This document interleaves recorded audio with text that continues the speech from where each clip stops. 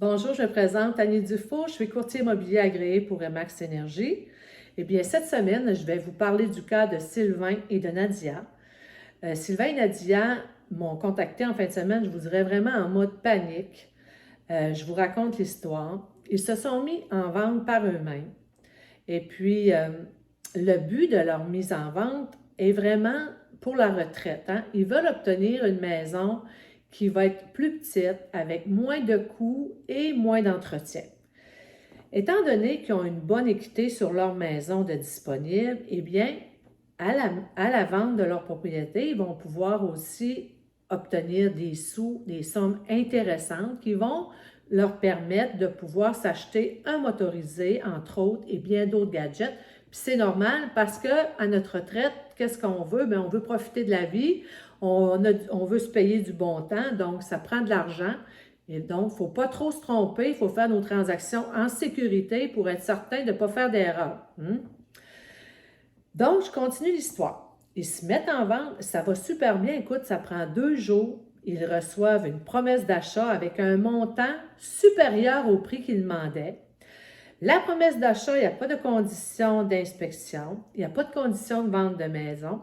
Puis à la promesse d'achat, il y a un beau certificat de préqualification qui est joint où on retrouve le nom de l'acheteur ainsi qu'un beau montant comme qui est indiqué, qui est supérieur à l'offre qui leur a été offerte. Donc, ils se disent, c'est fait, là, notre maison est vendue, là, écoute, c'est écrit, là, il est préautorisé pour tel montant, donc il est qualifié, fait que notre maison est vendue. Oh yeah, ils sont contents, le gars, c'est fait. Donc, étape numéro 2, ils se mettent à la recherche d'une nouvelle maison. Coup de chance, il y a une belle maison qui sort sur Marketplace avec tout ce qu'ils désiraient. Donc, ils ne font pas ni un ni deux, hein, ils s'empressent d'aller visiter. Écoute, c'est le coup de cœur. Coup de cœur, ils ne se comprennent plus. Et là, ils se dépêchent, ils s'empressent d'aller sur le site qui est populaire, où on peut retrouver des documents immobiliers. Ils impriment une promesse d'achat, puis là, ils remplissent ça. Puis écoute, là, ils écrivent un excellent prix eux aussi. Pas de conditions d'inspection parce que le bâtiment est récent, donc pour eux, ça n'a pas besoin d'être inspecté. Pas de conditions de vente de maison non plus parce que leur maison est vendue selon eux. Et conditions de financement, ils écrivent une condition de financement, mais écoute, on parle d'un financement de 50 000 $. Donc, c'est certain que ça va être autorisé par l'institution financière. Fait qu'écoute, ils sont contents, ils ont vendu leur maison, ils ont trouvé la maison de leur rêve. Fait que là, écoute, ils commencent l'étape numéro 3, bien, il faut faire la démarche pour aller chercher le financement. Donc, pendant que Nadia et Sylvain faisaient leur démarche pour obtenir leur financement, bien, ils ont reçu un appel de leur acheteur qui, comme de quoi, qui n'étaient plus capables d'obtenir leur financement parce qu'un des acheteurs avait changé d'emploi dernièrement et il était encore sous probation. Donc, c'est certain que les institutions financières embarquent plus là, dans une telle situation. Comme résultat, cela fait en sorte que Nadia et Sylvain se retrouvent avec 2 maisons présentement, avec les faits qui en découlent et tout le tralala.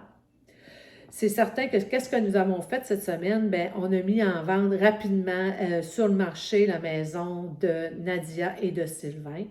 Puis on espère vraiment avoir une vente, hein, avec une prise de possession avant l'hiver, parce qu'on sait que les coûts sont quand même en augmentation là, pour les temps d'hiver.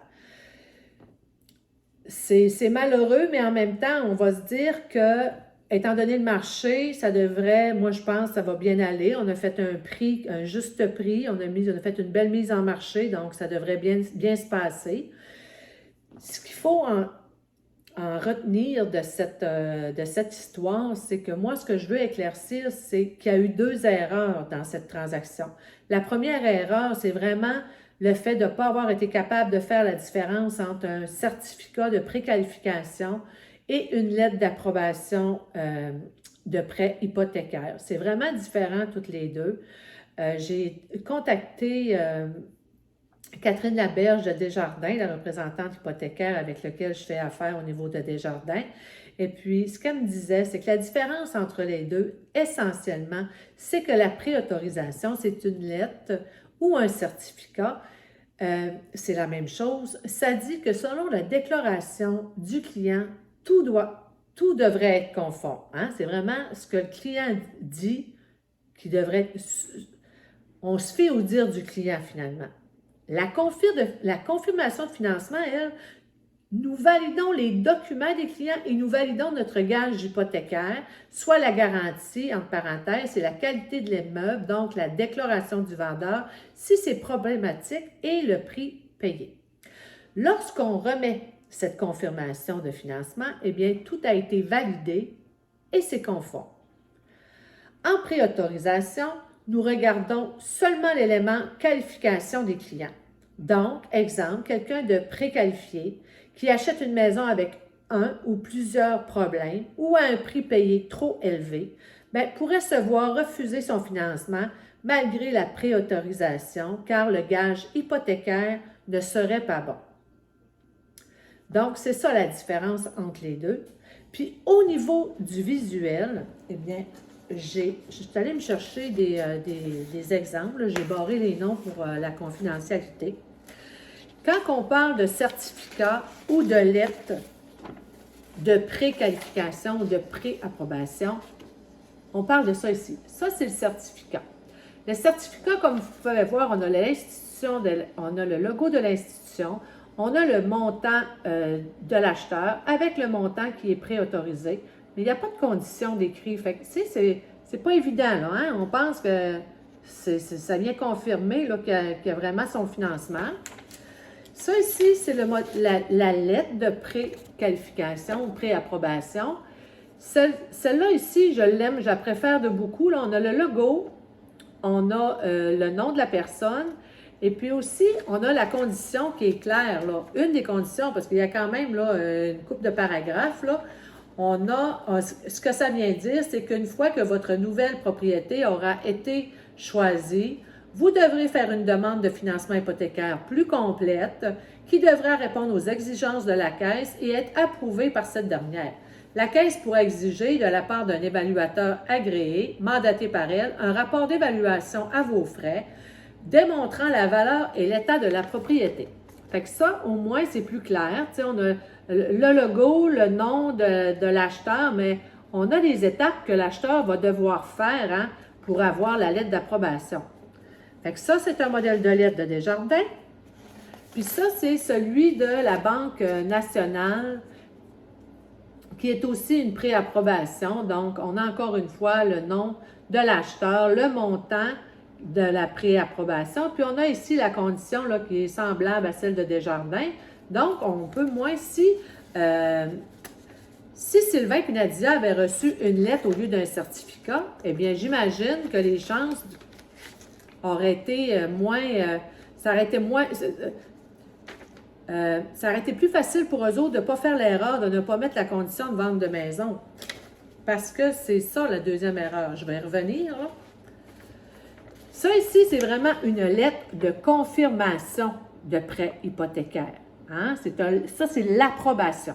C'est pas la pré, c'est l'approbation. On y retrouve le logo de Desjardins, l'intermédiaire du marché qui est Annie Dufour avec mon numéro de permis, le nom de la représentante hypothécaire, ici c'est Catherine Laberge, l'objet, acceptation, demande de financement hypothécaire, monsieur, madame, je vous lis juste le premier paragraphe, c'est avec plaisir que nous vous confirmons l'acceptation de financement hypothécaire demandé par monsieur, blablabla, bla, bla, si après appelé demandeur pour l'immeuble situé au dépensé à la baie, avec le code postal, puis le numéro de lot de l'immeuble. Ça, c'est vraiment une lettre d'engagement pour un financement hypothécaire. C'est ça qui vient lever une condition de financement. Donc, ça, c'est la première erreur, hein, de ne pas avoir fait la différence entre la pré-approbation et l'approbation de financement. Puis la deuxième, c'est de ne pas avoir mis conditionnel à la vente de leur maison. S'ils avaient coché la clause de condition de vente de maison, eh bien, ils auraient pu se sortir de la transaction. Mais étant donné que pour eux, il était certain que la maison était vendue, je peux comprendre, là, c'était pas évident. Donc, ils n'ont pas le choix. Là, la condition de financement, eh bien, c'est certain que l'institution financière, elle va embarquer dans ce financement. C'est pour ça qu'ils se retrouvent à avoir deux maisons présentement. Là, la seule façon qu'on peut s'en sortir, c'est de vendre la maison rapidement, le plus vite possible, au meilleur prix. Donc ça relève de mon devoir. Donc, je vais vous revenir là-dessus pour vous donner le résultat de cette mise en vente et de l'histoire de Sylvain et de Nadia. D'autres choses que j'aimerais rajouter, c'est que quand on fait faire la pré-approbation, eh bien, ça nous permet aussi de réserver un taux d'intérêt pour une période de 90 jours. Un taux d'intérêt est toujours garanti 90 jours. Par contre, il y a certaines périodes dans l'année que ça peut aller jusqu'à 180 jours, surtout au printemps pour ceux qui vont prendre possession l'été. Mais de façon générale, c'est 90 jours. Et puis pour terminer, est-ce que ça vous engage à faire affaire avec l'institution financière qui vous a fait une pré-approbation? Eh bien non. Même si vous avez eu une pré-approbation d'une institution financière, vous pourrez magasiner votre taux d'intérêt avec différents courtiers ou prêteurs. Donc, ça fait le tour pour aujourd'hui. En passant, je suis super contente. J'ai eu beaucoup de questions. J'ai eu beaucoup de contacts avec les gens. J'adore ça. J'aime ça être près de vous. Donc, vous n'hésitez pas, vous ne me dérangez pas. C'est gratuit. Si vous vous posez des questions en immobilier, n'hésitez surtout pas, ça va me faire plaisir. Je vais vous mettre un lien pour me contacter en bas de la capsule et puis vous avez mon numéro de téléphone en haut. Donc, n'hésitez surtout pas et puis on se dit à la semaine prochaine. Bye!